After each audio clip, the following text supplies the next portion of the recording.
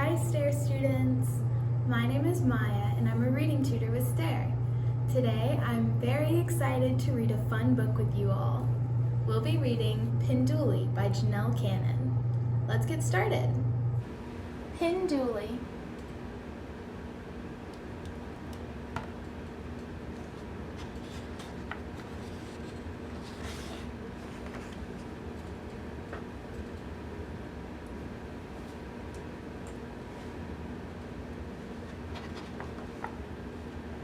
The sun was low in the East African sky.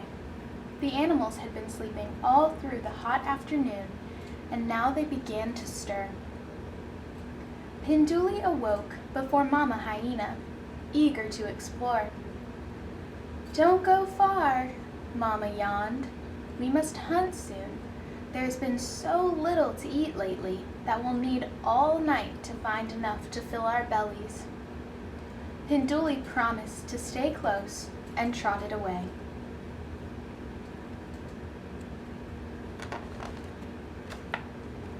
As Pinduli passed the water hole, she spied sleepy animals in the brush.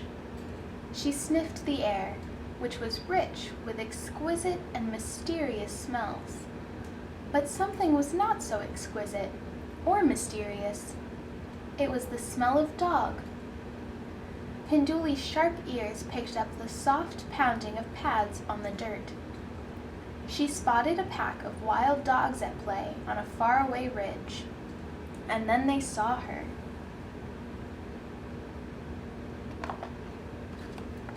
The leader dashed towards Pinduli. The others trailed behind and yelped. "Watch out, dog! It's a hyena!" "Just a shrimpy one," Dog scoffed, coming closer. "If it didn't have all that stripy fur, those ears would make me think it was a baby elephant." The pack erupted into wheezing laughter and galumphed away, tongues lolling.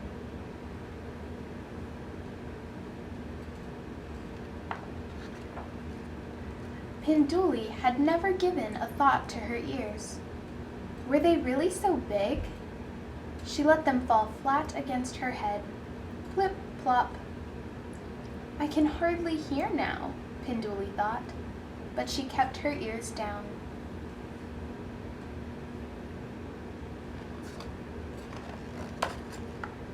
"Ahem!" A rumbling voice came from the scrub.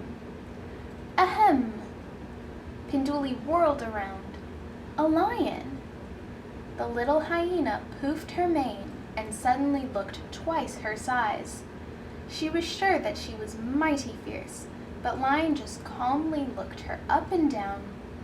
Then he leaned his old, scarred face nearer and said, "That prickly fringe hardly becomes you, young lady." Pinduli's mane flopped as she hurried away. She had never given a thought to her coat. Was it really so straggly?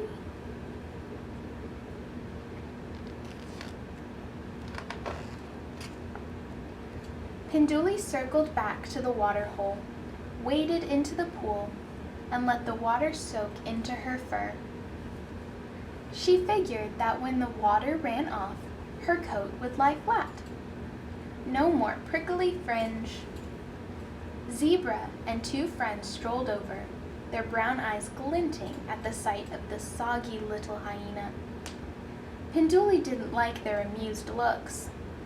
She tried to lower herself deeper into the water and disappear, but she was too late.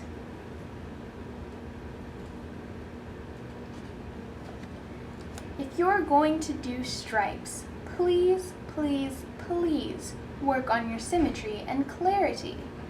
Good grooming, not soaking, will take some of that unpleasant haziness out of your patterns," whinnied Zebra.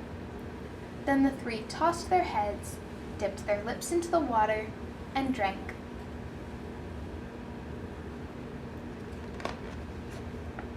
Pinduli splashed past the startled zebras and escaped to a quiet spot. Were her stripes really so disorderly? Didn't Mama Hyena always say she was the most beautiful hyena ever? She rolled and rolled in the pale dust, which stuck to her wet fur. Soon, her soft stripes had completely vanished.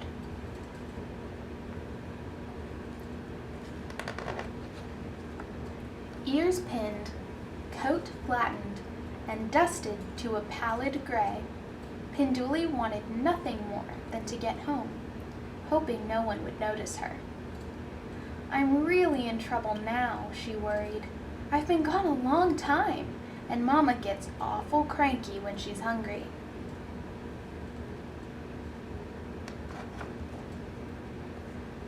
As she headed back to the rocky den, she saw Lion, Zebra, and Dog, along with his rowdy pals, hanging around the water hole. A few wildebeest were there too, for an evening drink.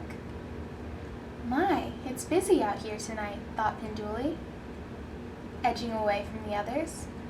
No luck. The animals turned to see who was coming. Their jaws dropped. Their eyes bulged.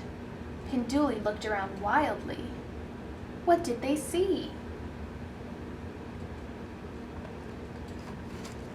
A ghost! The animals screamed. An evil spirit is upon us. They jumped and ran. Where? Where? Cried Pinduli as she raced behind them. Feet pounded and dust flew, and no one answered.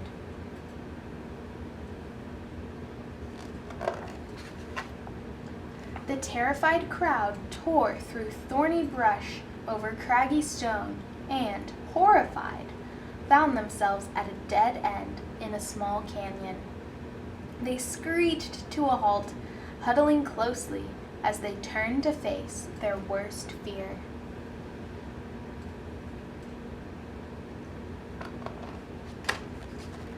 Dog was the first to speak. "Oh, great spirit," he howled. "You've come for me, I know it, because I made fun of a young hyena's ears." All eyes were on Pinduli. Ah, so I'm the ghost, she thought. I'd better get in character before they recognize me. "Go on, Dog," said Pinduli in a slow, deep voice. "The spirits want to know why you would commit such a hideous, awful, atrocious crime." Dog's voice quavered. I don't know. I guess I was still mad at Fennec Fox for calling me Butterfly Head."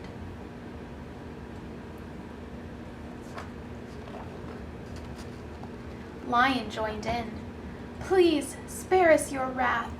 I too have spread discord by insulting a young hyena's mane, but Vulture called my own mane a mange."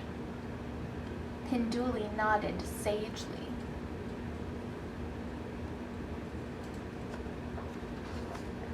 Zebra stomped her hoof.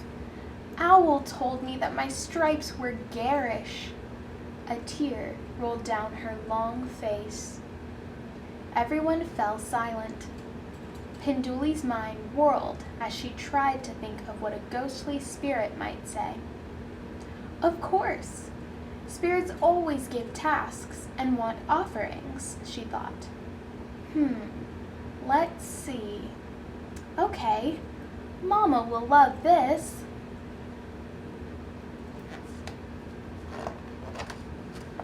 In order to appease bad spirits, you must find your tormentors and make peace, Pinduli called out with authority.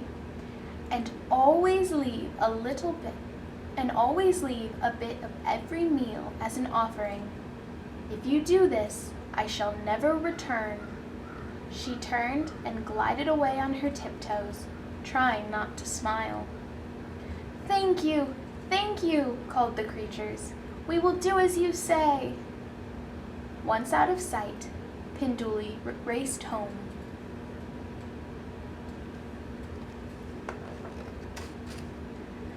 "There you are," cried Mama Hyena as Pinduli galloped up to her.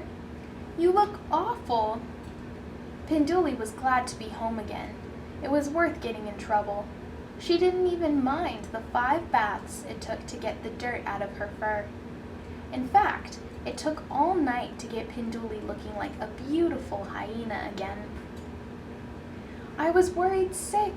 I went looking everywhere for you," said Mama Hyena as she helped smooth Pinduli's coat. "Now that you're all straightened up, we've got to get out and find something to eat. It's already morning, and I'm sure you are as ravenous as I am." Pinduli's stomach growled.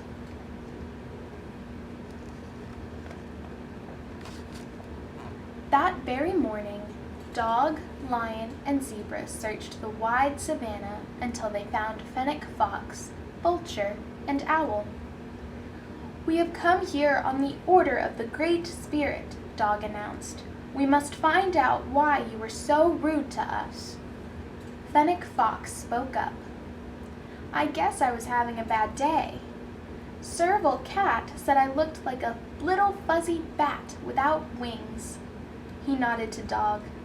"Your ears really aren't so bad." Vulture ducked his bald head. "Marabou Stork called me Moonscape, so I got mad and made fun of Lion." Owl moaned. "Adder said my feathery stripes look more like scribbles." "Let's go find those 3 and get to the bottom of this," said Dog.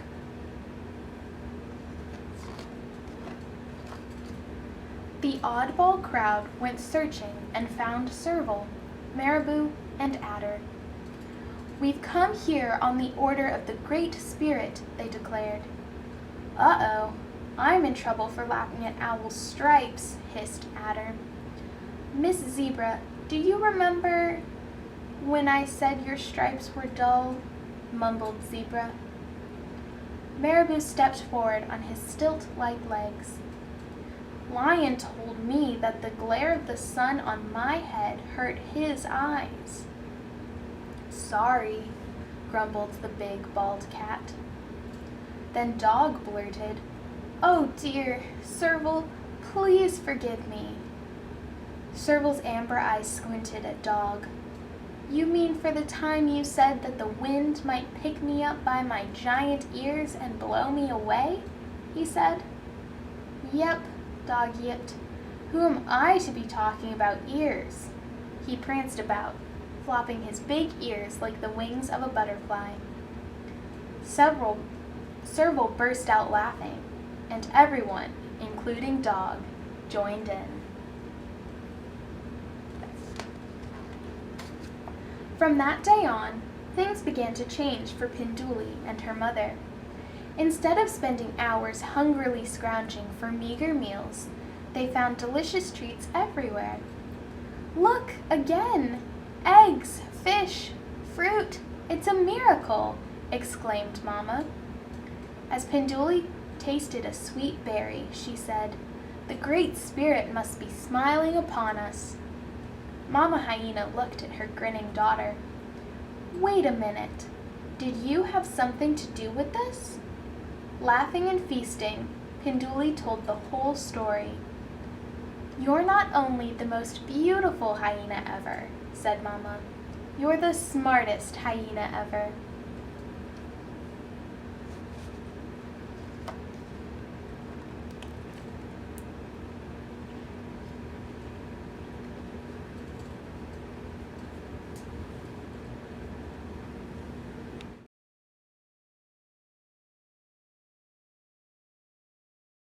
Who is this story about? Tell about her. Does the main character have a problem? What is it? How is the problem solved?